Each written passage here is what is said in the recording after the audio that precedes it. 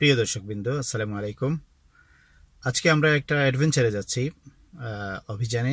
এটা হচ্ছে Atlas পর্বতমালায় adventure. তো আপনাদেরকেও সাথে নিয়ে যাব। আপনারা জানেন অ্যাটলাস হচ্ছে পৃথিবীর সম্ভবত 8ম পর্বতমালা। পৃথিবীতে অনেকগুলো পর্বতমালা আছে, মাউন্টেন রেঞ্জ যেগুলোকে বলে। যেমন আমাদের ভারতবর্ষের ওইদিকে আছে হিমালয়ান মাউন্টেন রেঞ্জ, বেশ কয়েকটা দেশের মধ্যে বিস্তৃত।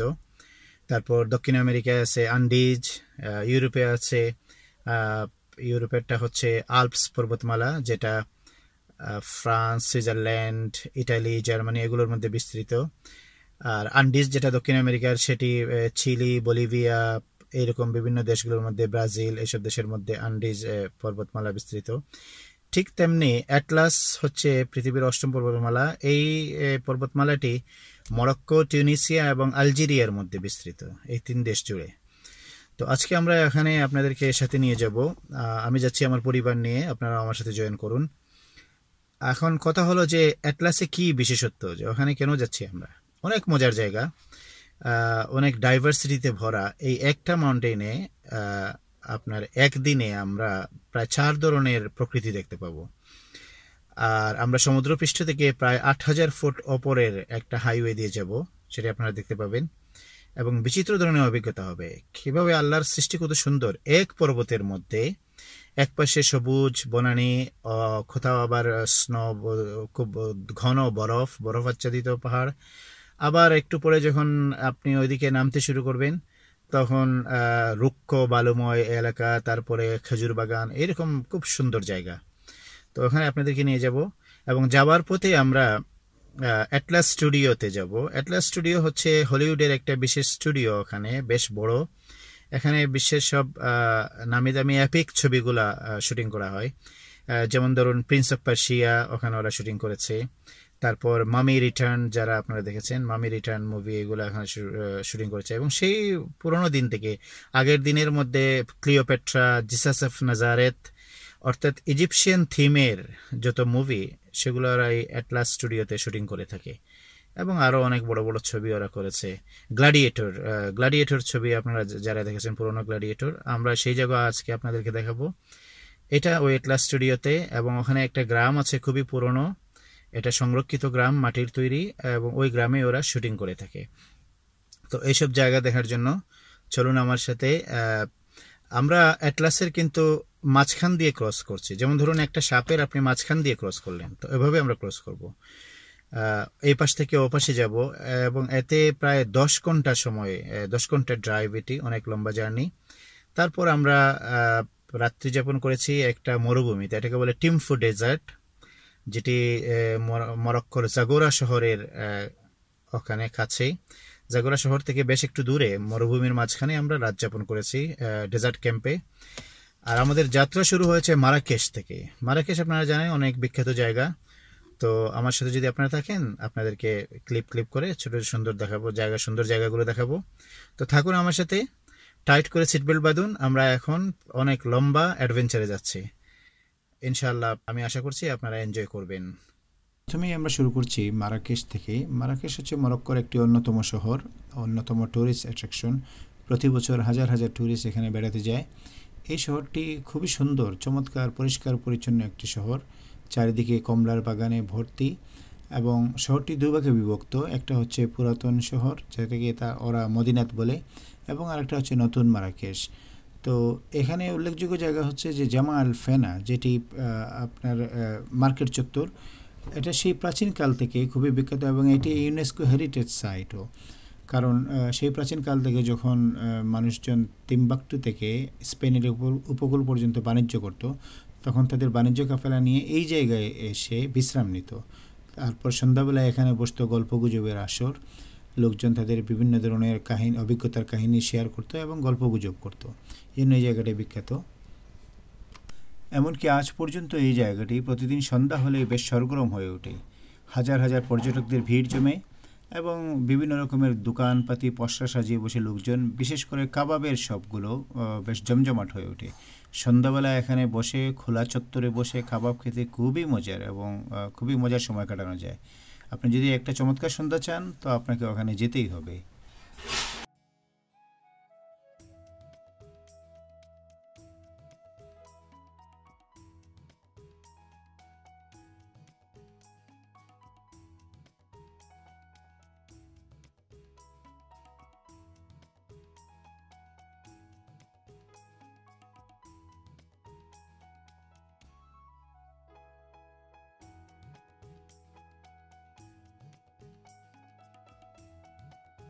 এখানে এই যে মিনারটি দেখতে পাচ্ছেন, এটি হচ্ছে কুতুবিয়া মসজিদ। এটা মারাকেশের অন্যতম আরেকটি আকর্ষণ। এটি 12 শতকের তৈরি করা একটি মসজিদ, যেখানে অনেক গার্ডেন আছে মসজিদের মধ্যে এবং ঝর্ণাও আছে। তো খুবই চমৎকার একটি মসজিদ, দেখার মতো জায়গা। ওখানে বেড়াতে পারেন আপনারা গেলে।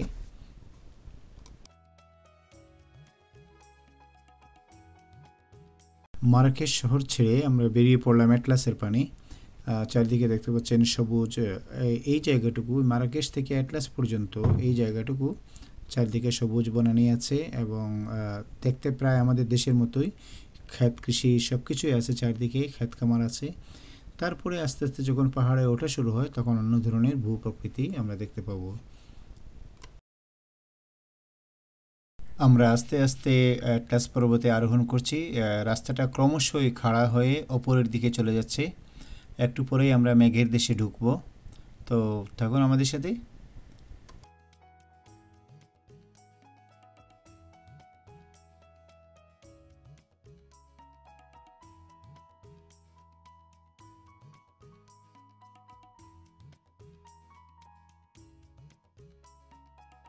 আমরা এখন বেশ কিছুটা ওপরে উঠে গেছি। আপনারা দেখতে পাচ্ছেন পাহাড়ের গায়ে মেঘ লেগে আছে দেখা যাচ্ছে। এখন একটু পরেই আমরা মেঘের রাজ্যে ঢুকবো।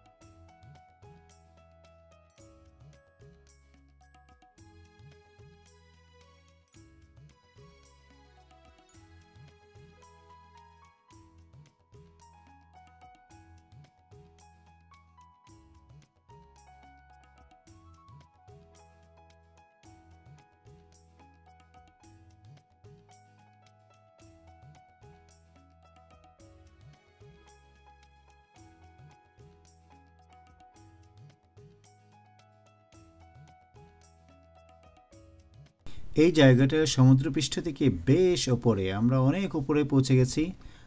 প্রায় মেঘের দেশে। আপনারা দেখতে পাবেন চারদিকে মেঘ ভেসে বেড়াচ্ছে। তা আমরা এখন মেঘের রাজ্যেই আছি।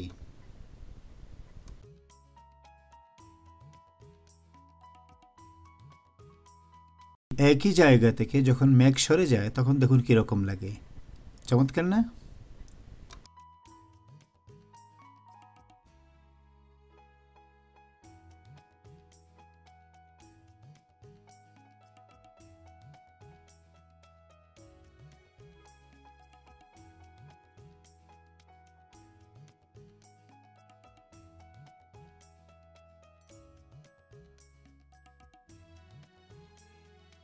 আমরা এখন মেঘের দেশ ছাড়িয়ে আরও উঁচুতে নিরেট কালো পাথর এবং বরফের রাজ্যে প্রবেশ করছি।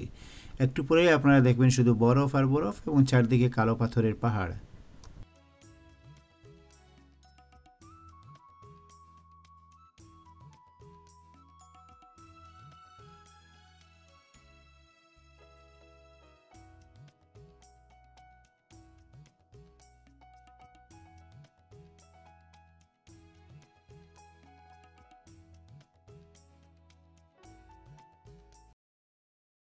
এই যে জায়গাটি দেখতে পাচ্ছেন এটি সমুদ্রপৃষ্ঠ থেকে প্রায় ৮,০০০ ফুট ওপরে এবং এখানে অক্সিজেনের পরিমাণ অত্যন্ত কম। বাতাসটা খুবই পাতলা এবং অনেক কম অক্সিজেন। তো সাইনও দেওয়া আছে যে অক্সিজেন কম এবং এখানে ড্রাইভারদেরকে খুব সাবধানে গাড়ি চালাতে বলা হয়েছে, কারণ ড্রাইভাররা খুবই ক্লান্ত হয়ে পড়ে, শ্বাস নিতে একটু অসুবিধা হয় যাদের অভ্যাস নাই তাদের জন্য। আর যাদের অভ্যাস আছে তারা চালিয়ে যায় মোটামুটি। মানে এত উঁচুতে যে অক্সিজেন পর্যন্ত কম এই জায়গাগুলোতে।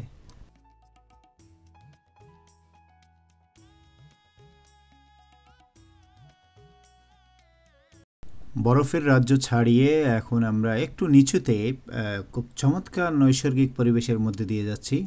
চারদিকের পরিবেশটা দেখুন কি চমৎকার, পাহাড়গুলো খুবই সুন্দর, বিভিন্ন রঙের পাথর এবং বেলেমাটির পাহাড়। এবং তারপরেই শুরু হবে খেজুর বাগান, আরও নানা ধরনের বিচিত্র রূপ যেটি অ্যাটলাসের। তো আপনারা ইনশাল্লাহ সব কিছু দেখতে পাবেন।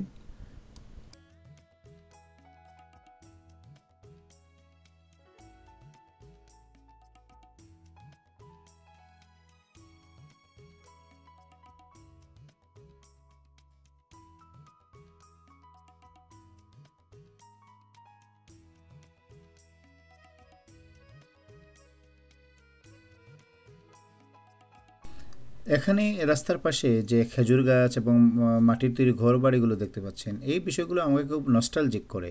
কারণ ছোটোবেলায় আমরা বই পুস্তকে যে ছবি দেখতে পেতাম আরবের, যে মাটির তৈরি ঘর বাড়ি এবং খেজুরের গাছ, ঠিক এরকম একটা পরিবেশ আর কি। মনে হয় যেন সময়টা অনেক পিছিয়ে গেছে, আমি সেই আরবের টাইমে চলে গেছি যেখানে মাটির তৈরি ঘর বাড়ি আছে, এমনকি দোতলা বাড়িগুলো মাটি দিয়ে তৈরি করা। তো এখানে একটুক্ষণ চলার পরে আমরা আবার পাহাড়ে চড়বো, পাহাড়ে চড়া শুরু হবে। তো দেখুন আমার সাথে।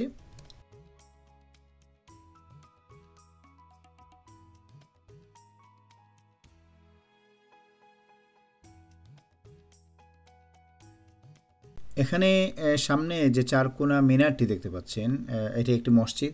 মরক্কোর এটা একটা অন্যতম বৈশিষ্ট্য যে প্রত্যেকটা মসজিদের মিনার এরকম চারকোনা করে উঁচু করে তৈরি করা। তো যেখানে আপনি এই চারকোনা পিলারের মতো উঁচু দেখতে পাবেন সেটি হচ্ছে মসজিদ। এটা একটা চমৎকার দিক।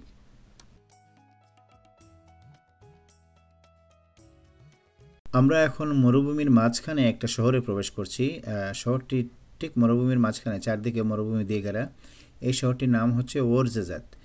খুবই সুন্দর শহর, রাস্তাঘাট খুবই পরিষ্কার পরিচ্ছন্ন, বেশ প্রশস্ত রাস্তা, এবং চারপাশে বাড়িঘরগুলো খুবই সুন্দর, দেখার মতো একটি শহর।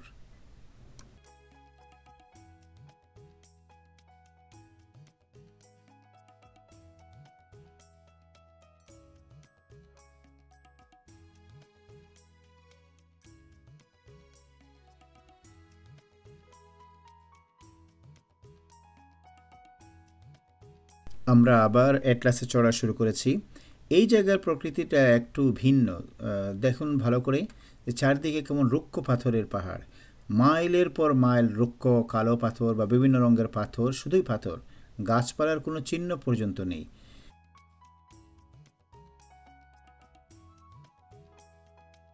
এখন আমি আপনাদের একটি গ্রাম দেখাবো। এই যে পাহাড়ের গায়ে একটি গ্রামের মতো দেখতে পাচ্ছেন, এটা অনেক পুরনো, প্রায় 1000 বছরের পুরনো একটি গ্রাম, এবং এটি ইউনেস্কো হেরিটেজ সাইট। এই গ্রামটির নাম হচ্ছে আইট বিন হাদু। এটা বারবার ভাষায়, কারণ আপনারা জানেন মরক্কোতে বারবার লোকেরাও থাকে, তাদের নিজস্ব ভাষা এবং সংস্কৃতি আছে। বারবারিক ভাষায়, আসলে এটা বারবারিক বলতে ওই যে অসভ্য বারবার সেটা না, ওদেরকে বারবার বলে, ওরা অসভ্য না, এরা সভ্য জাতি, মুসলিম এবং সুন্নি মুসলিম। তো এই বারবারদের ভাষায় আইত মানে হচ্ছে গ্রাম, আর বিন হাদু একজন লোকের নাম, তার নামে এই গ্রামটি। এই গ্রামটি খুবই চমৎকার একটি জায়গা। এটি একটি শুটিং স্পট, হলিউডের বিভিন্ন বড় বাজেটের ছবিগুলো যেমন গ্ল্যাডিয়েটর এখানে শুটিং হয়েছে। তো এখানকার বাড়িঘরগুলো সেই সেই 1000 বছরের পুরনো অবস্থায় আছে এখন। ওখানে কোনো ধরনের আধুনিকায়ন করা সম্ভব না, ওটা ওরা আইন করে বন্ধ করে দিয়েছে। তো যারা এই গ্রামবাসী, তাদেরকে নদীর ওপারে নতুন শহরে ফ্ল্যাট দেওয়া হয়েছে, এবং কন্ডিশন হলো যে এখানে তাদের ঘরগুলো যেরকম আছে সেরকমই থাকতে হবে, কোনো পরিবর্তন করতে পারবে না। এখন যে চমৎকার একটি জায়গায় আমরা যাচ্ছি, এটির নাম হচ্ছে অ্যাটলাস স্টুডিও।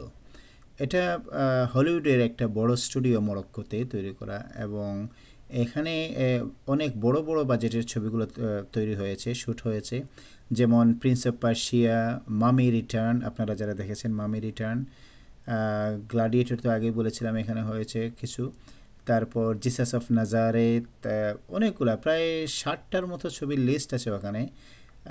বড় বড়, বিশেষ করে অ্যাপিক থিমের বা ইজিপশিয়ান থিমের ছবিগুলো এখানে শ্যুট হয়। পুরোনো দিনের মধ্যে ক্লিওপেট্রা এখানে শ্যুট হয়েছে।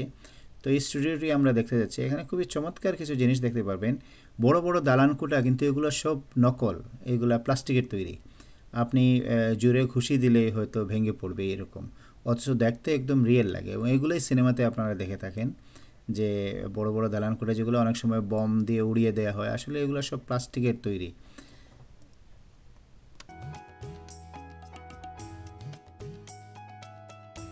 আমার পেছনে যে দালানটি, সুন্দর দালানটি দেখতে পাচ্ছেন, এখানে মামি রিটার্ন সিনেমাটি শুটিং করা হয়েছিল। এবং এই যে দালানকোটে, এগুলো সব নকল, এগুলো সব প্লাস্টিকের তৈরি, শব্দ ঠোকা দিলে টন টন করে বাজে।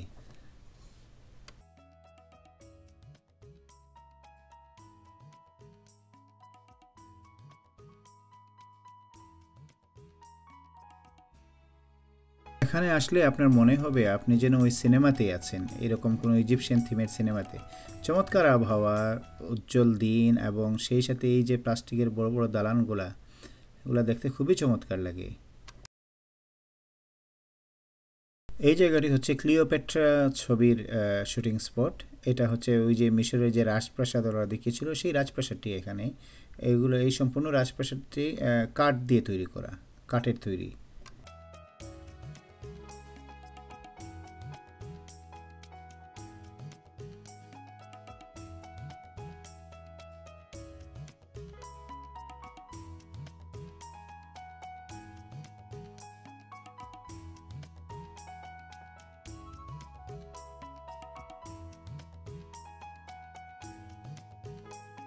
সিনেমাতে আপনারা অনেক সময় দেখে থাকেন যে মিলিয়ন পাউন্ডের ফেরারি বম দিয়ে উড়িয়ে দিল, এগুলো সব ভুয়া। এই যে এখানে দেখতে পাচ্ছেন প্লাস্টিকের তৈরি যে গাড়িগুলো ফেরারির মডেল, এইগুলোই ওরা বম দিয়ে উড়ায়। প্রথমে ওরা রিয়েল ফেরারি চালিয়ে আসে, তারপর ঠিক এক্সপ্লোশনের সময় এসব প্লাস্টিক ফেরারিগুলো উড়িয়ে দেয়। এগুলোর দাম প্রায় $100 মতো।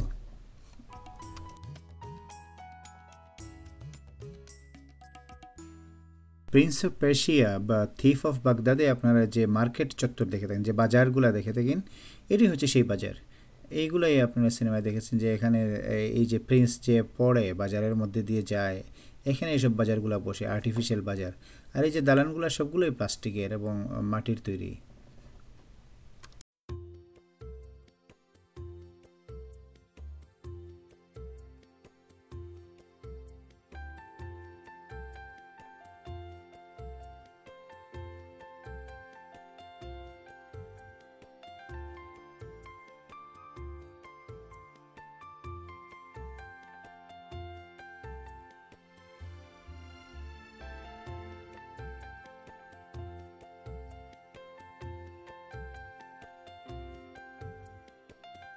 এখন যে সেটে আমরা যাচ্ছি, এখানে রিটার্ন অফ মামি মুভিটি তৈরি করা হয়েছিল। আপনারা দেখলেই চিনতে পারবেন, যদি সিনেমাটি দেখে থাকেন রিটার্ন অফ মামি, তাহলে এই জায়গাটি চিনতে পারবেন।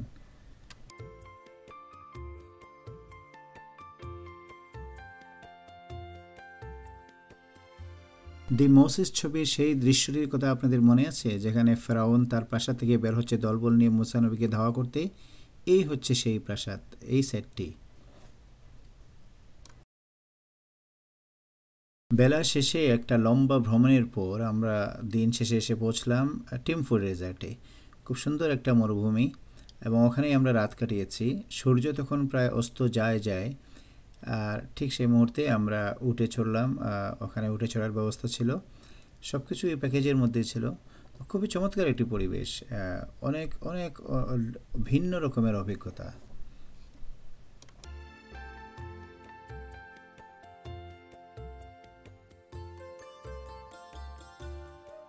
একবার ভাবুন তো, আপনি আপনার পরিবার নিয়ে গহীন মরুভূমির মাঝখানে রাত কাটাচ্ছেন, মাথার ওপর তারা ভর্তি আকাশ, ওদিকে চাঁদ জ্বলজ্বল করছে। কি চমৎকার! এটা ভাষায় বলে বোঝানোর মতো না। চমৎকার একটি পরিবেশ। এরকম একটা পরিবেশে আমরা রাত কাটিয়েছি ডেজার্ট ক্যাম্পে। এই যে তাঁবুগুলো দেখতে পাচ্ছেন, ছোট ছোট তাঁবু, এগুলা এক একটি, কোনোটা বেডরুম, কোনোটা খাবার ঘর বা রান্নাঘর, কোনোটা রান্নাঘর, আবার টয়লেটও আছে অন্য একটা তাঁবুতে।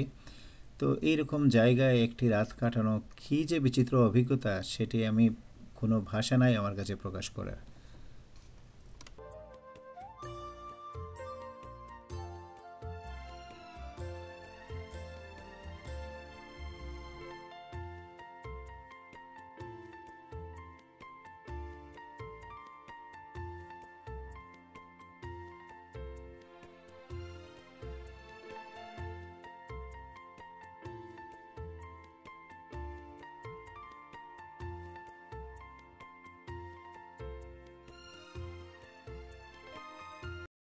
রাতের খাবার দাবারের পর ছিল ক্যাম্পফায়ার এবং বেদুইন সংস্কৃতির আয়োজন। খুবই চমৎকার কম্বিনেশন। মরুভূমির মাঝখানে আপনি খোলা আকাশের নিচে বেদুইন সংস্কৃতি, ক্যাম্পফায়ার, কি চমৎকার পরিবেশ।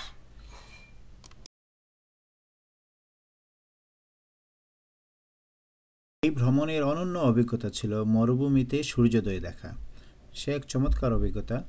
এই ভিডিওর শেষের দিকে আমি মরুভূমিতে সূর্যোদয়ের উপর সূর্যোদয় অবজারভেশনের একটা পুরোপুরি ক্লিপ আপনাদেরকে দিয়েছি, সেটি দেখবেন আশা করি।